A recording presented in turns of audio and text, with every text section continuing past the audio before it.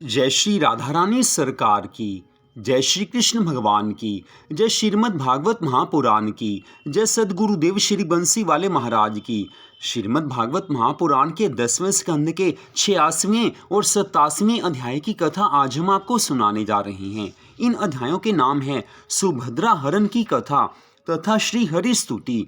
श्रीमद् भागवत महापुराण के 10वें स्कंद के 86वें अध्याय की कथा का वर्णन करते हुए श्री सुखदेव जी महाराज कहने लगे हैं कि हे राजा परीक्षित, माता कुंती के कहने के अनुसार जब द्रौपदी पांचों पांडवों की पत्नी बन गई, तब एक दिन देवऋषि नारद जी ने युधिष्ठिर आदि पांचों भाइयों के पास पहुंचकर कहा कि हे धर्मराज युधिष्ठिर, स्त्री धन और जमीन के लिए पिता पुत्र और भाई भाइयों में भी झगड़ा होता आया है। इसलिए मैं तुम्हें एक ऐसा उपाय बताई देता हूँ जिससे द्रौपदी के प्रति तुम में परस्पर कभी झगड़ा नहीं होगा।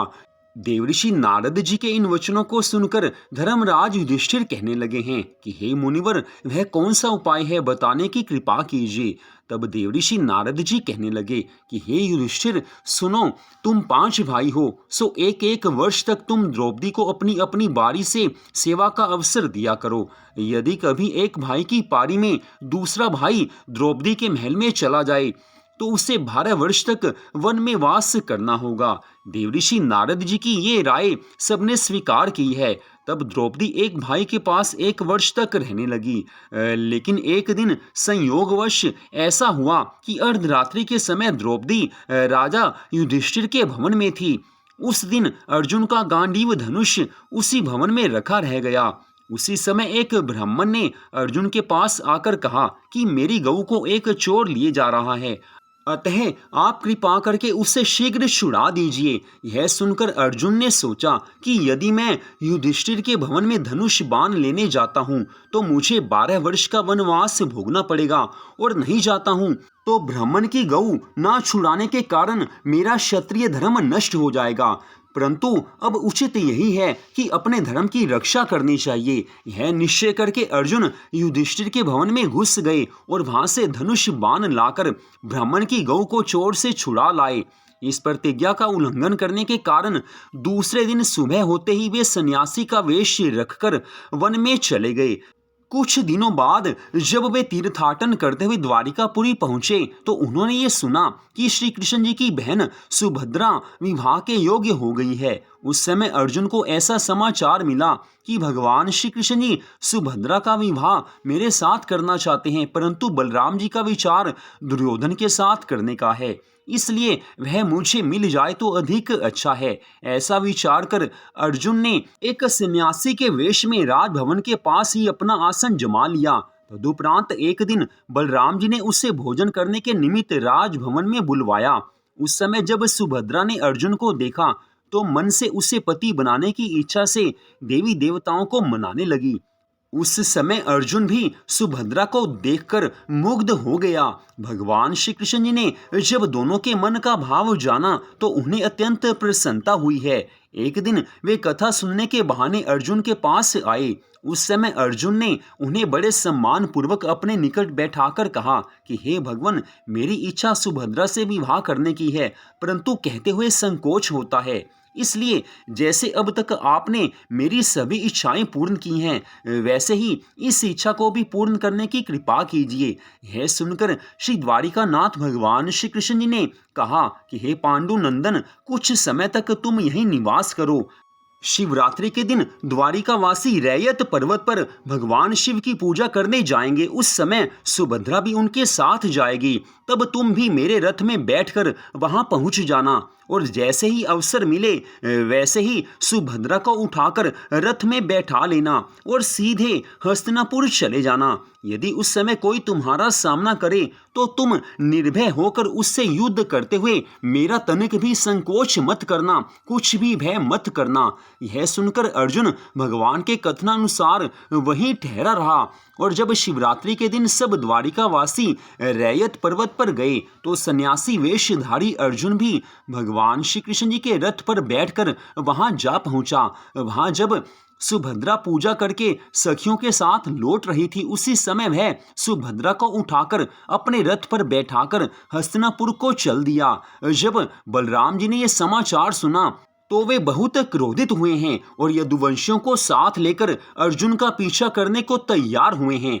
उसी समय भगवान श्री कृष्ण जी ने बलराम जी को समझाया कि हे दादा, अर्जुन हमारी बुआ का पुत्र है, हमारा मित्र भी है और कुलीन है। उसके बराबर तेजस्वी और शक्तिशाली यदुवंशियों में कोई भी नहीं है। यद्यपि यह उसने बहुत अनुचित कार्य किया है, उसे ऐसा नहीं करना चाहिए था, फिर भी हमें उससे युद्ध करना उचित नहीं है। सुभद्रा का विवाह तो करना ही था। अब वह यदि अर्जुन के साथ होता है तो इसमें लड़ाई की क्या बात है। अब हमें उचित है कि हम दहेज की वस्तुएं हस्तिनापुर को भेज दें। यह बात सुनते ही आज बलराम जी हल मूसल को फेंक कर झुंझलाकर कहने लगे कि हे श्री कृष्ण, जब तुम ही ऐसा कहते हो तो फिर क्या होगा?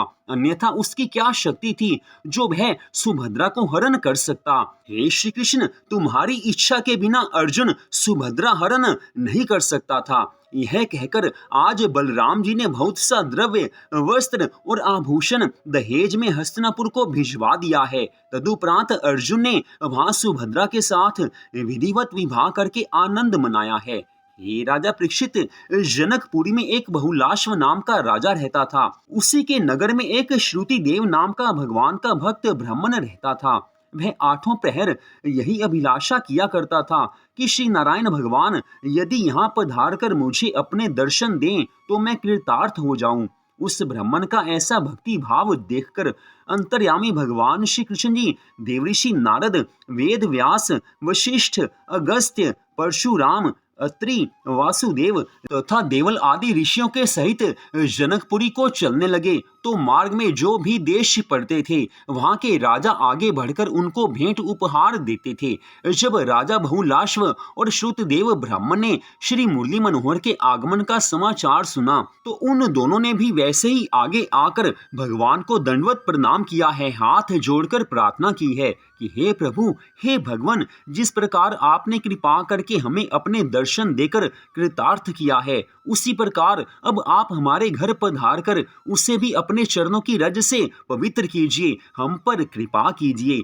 आज दोनों के मन में परम आनंद उमड़ रहा है। भगवान के दर्शन प्राप्त करके उन्हें आनंद हुआ है। अब प्रभु को अपने घर बुलाने लगे हैं।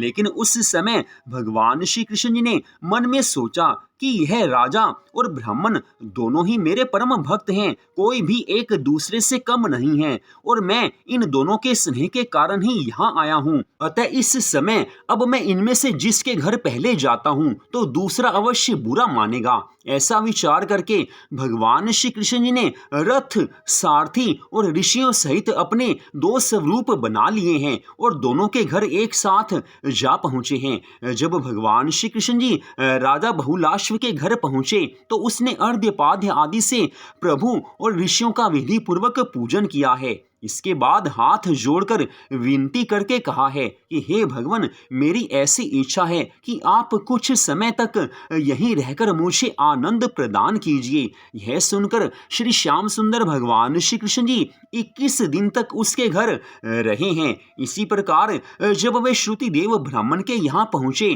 तो उसने भी यथाविधि पूजन आदि करके प्रार्थना की है कि हे भगवान, आप कुछ समय तक यहीं निवास करें।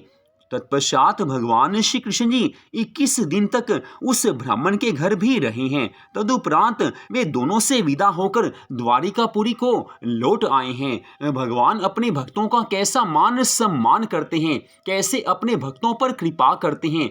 आज श्रुति देव ब्राह्मण और राजा बहुलाश्व पर कृपा करने के लिए भगवान ने अपने 2 स्वरूप बनाए हैं। वैसे ही 2 स्वरूप सब ऋषियों के भगवान ने बनाए हैं, केवल अपने भक्तों की इच्छा को पूर्ण करने के लिए। क्योंकि अगर एक भक्त के घर में पहले भगवान जाते हैं तो दूसरा बुरा मानेगा। भगवान कैसे अपने भक्तों की देखभाल करते हैं, कैसे अपने भक्तों की मन की बात को जान लेते हैं, भगवान से बढ़कर कोई नहीं हो सकता है। तत्पश्चात 87वें अध्याय की कथा में आज राजा परीक्षित श्री सुखदेव जी महाराज जी से कहने लगे हैं कि हे महामुने, आपने जो एक बार ये कहा था कि वेद ने श्री नारायण भगवान की स्तुति की थी, सो आप मुझे सुनाने की कृपा कीजिए। राजा परीक्षित के इन मधुर वचनों को सुनकर श्री सुखदेव जी महाराज कहने लगे हैं कि हे राजा परीक्षित, सुनो, जिस ईश्वर ने बुद्धि, इंद्रिय, मन, प्राण, धर्म, अर्थ, काम तथा मोक्ष को बनाया है। वह सदैव निर्गुण स्वरूप रहते हैं, परंतु जब वह सृष्टि की रचना करते हैं उस समय सगुण स्वरूप धारण करके शेष नाग की शैया पर शयन करते हैं। इस प्रकार निर्गुण तथा सगुण में कोई भेद नहीं है। हे राजा परीक्षित, यह बात एक समय देवऋषि नारद जी ने श्री नारायण भगवान से पूछी थी। वह कथा सुनो। एक समय देवऋषि नारद जी ने सत्यलोक में जाकर ऋषि मुनियों के बीच में बैठे हुए श्री नर नारायण भगवान से इस प्रकार कहा कि हे प्रभु, वेद निर्गुण ब्रह्म की स्तुति किस प्रकार करते हैं, आप मुझे ये बताने की कृपा कीजिए। यह सुनकर श्री नर नारायण भगवान कहने लगे हैं कि हे देवऋषि नारद, जो आज तुम मुझसे पूछ रहे हो वही बात एक समय मृत्यु लोक में शौनक आदि ऋषियों ने सनकादिक मुनियों से पूछी थी। हे नारद, सनंदन ने शौनक आदिक ऋषियों से कहा था कि हे मुनियों, महाप्रलय होने पर जब 14 भुवन जलमग्न हो जाते हैं उस समय पूर्ण ब्रह्म परमात्मा शेष नाग की शैया पर अकेले ही शयन करते रहते हैं। जब उन्हें सृष्टि उत्पन्न करने की इच्छा होती है तो उनके श्वास से वेद निकलकर श्री हरि की उसी प्रकार स्तुति करने लगते हैं जिस प्रकार प्रातः काल के समय बंदी जन राजा को जगावें कि वह चैतन्य होकर अपना कार्य आरंभ करें। हे देवऋषि नारद जी वेद स्तुति करते हुए इस प्रकार कहते हैं कि हे महाप्रभु, अब आप चैतन्य होकर सृष्टि की रचना कीजिए तथा सब जीवों के हृदय से अपनी माया को दूर कीजिए, जिससे वे आपके स्वरूप को भी पहचान सकेंगे। हे देवऋषि नारद, इस प्रकार सनंदन मुनि ने सबके मन का संदेह दूर किया था। इस कथा को सुनकर शौनक आदि ऋषियों ने सनंदन मुनि की अत्यंत प्रशंसा की है। तो यहीं पर आज की इस कथा का विश्राम होता है। अगले भाग में आप इससे आगे की कथा को सुन पाएंगे। जय श्री राधा रानी सरकार की, जय श्री कृष्ण भगवान की, जय सद्गुरुदेव श्री बंसी वाले महाराज की, जय श्रीमद् भागवत महापुराण की। जय जय श्री राधे, जय जय श्री राधे, जय जय श्री राधे श्याम।